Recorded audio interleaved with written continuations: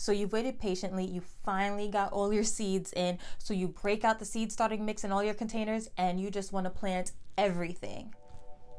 Don't.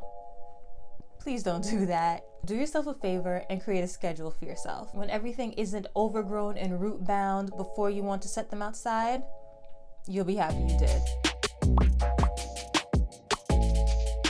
Hey y'all, it's Latoya, and today I want to share with you guys how I schedule my seed starting leading up to my target planting date. First things first, you really need to know the last frost date for your area in order for you to figure out when you need to set out your seedlings. To figure out your last frost date, you can visit almanac.com and put in your zip code.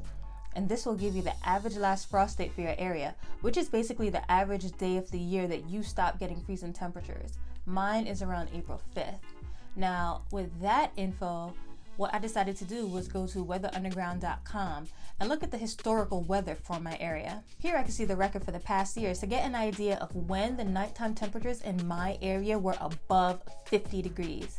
And what I saw was an average sometime around April 19th should be good for me to set out my frost tender things like tomatoes, peppers, cucumbers, eggplants, because those frost tender things really are not going to thrive and do very well if you set them out when the temperature, or when the soil temperatures I should say, is too cool. Now we all know the weather is unpredictable and we may get warm weather sooner or it may even come later. But I just wanted to err on the side of caution, so I aim for April 26th to be my target planting date. Now that I have my target planting date, the big question is when. When do I start my seeds? And the short answer is it depends. And the long answer doesn't actually have to be that long if we use some more tools on the net that are available to us. So with that, let's go look at Johnny's website and we'll use one of their tools to schedule our seed starting. So here you put in your last frost date, and what it's going to do is generate a chart for you with some common fruits and vegetables and flowers, and about when is a good time to start them, because as you can see, everything has a different amount of time needed to get a seedling up to size, and we could really set ourselves back by starting too early or even too late. So what I did was take this chart as a baseline and I put it in an Excel spreadsheet. First, I created my weekly timeline up top. I started it on the 4th of January, which is a Monday, so the following Monday would be the 11th. Then I highlighted those two cells and dragged it across the row, and Excel will figure it all out for me and fill in the sequence. Then on the left, I listed out what I intended to grow this year. And essentially, I just cross-referenced the chart on Johnny's website. So let's take basil for an example. It says we need to start it 6 weeks before the date we intend to set it out. And we could set it out about 1 week after the frost, which they have here listed as April 12th. So 6 weeks back from April 12th is March 1st. Now, I know basil is really frost tender, and I would much prefer to put it out with my frost tender things, again, with my tomatoes, my peppers, my eggplants, and so on. So I'm probably just gonna push this whole timeline forward 1 more week just to be safe. Now, the list that they have on Johnny's is not a comprehensive list, but you can also reference the back of your seed packets.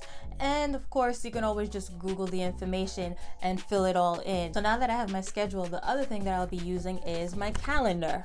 As a side note, can I just say how cute this calendar is? Seriously, I got it off of Amazon, and each page, or each month I should say, has some really gorgeous illustrations. The first month is tropical fruit.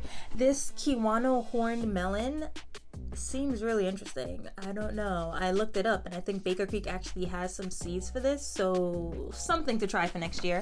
I don't know. I really liked it. I'll leave a link for it in the description box. It was pretty inexpensive. I just thought it was adorable. Back to the topic at hand.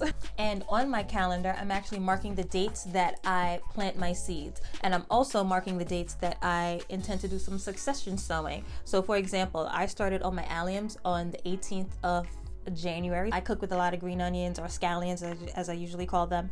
So I want to succession sow those. I want to be able to tuck up a few bunches of scallions all over my garden. So I started them on the 18th, and I wrote down on my calendar that I'm going to start another round on February 1st, and I'm also going to start another round on the 15th. So hopefully I'll be able to have, scallions throughout this season. But the whole point is that I am writing all of these type of things on the calendar. I'm also going to be writing down anytime I need to order anything specific, like my seed potatoes, when my seedlings emerge, first harvest dates for things. Anything date related is what I'm going to be using this calendar for, and then I'll be able to transfer all that information to my notebook at the end of the year. So although we are all, me included, itching to get everything started, it will definitely benefit us in the long run to just schedule everything out, take our time, plan it out. Don't start your seeds too early or too late, and we'll see the benefits of it later on in the season. All the resource links are in the description box. Thanks again so much for watching, and I'll see you guys in the next one. Bye.